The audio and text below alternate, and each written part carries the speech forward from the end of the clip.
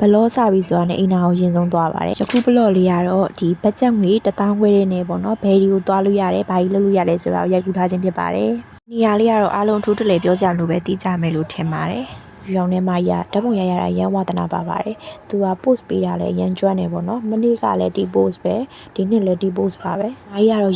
ရတယ်ငါအတွက်ပုံမြိုင်းမလို့ဆိုပြီးအမြဲတမ်းသူ့ပုံတွေကဖုန်းထဲမှာပြေးပါ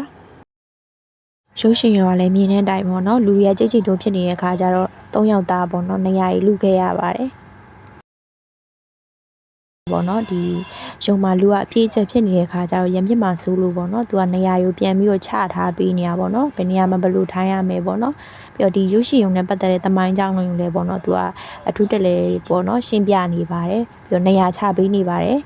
နေရာမလူကြပဲနဲ့ကိုရခဲ့တဲ့လက်မှတ်တိုင်းပေါ့နော်ခုံလက်မှတ်တိုင်းထိုင်ပြီးဖို့ပေါ့နော်သူကမြစ်တာရက်ခံနေရပါတယောက်လုံးကအရန်ကိုအစားကြည့်တဲ့နေရာမှာမပါတဲ့အတွက်ကြောင့်မို့ပေါ့နော်ဒီမုတ်စားတာကိုရုပ်ရှင်ကြည့်တာအောင်ဆိုလို့ရှိရင်တယောက်ကို1000ခွဲစီပဲကုန်ကြခဲ့ပါတယ်လုံးပဲ2026နှစ်တကူရုံးပိတ်ရက်လေးမှာဒီဗီဒီယိုလေးကိုကြည့်ပြီးအပန်းပြေနိုင်ကြပါစေဘိုင်ဘိုင်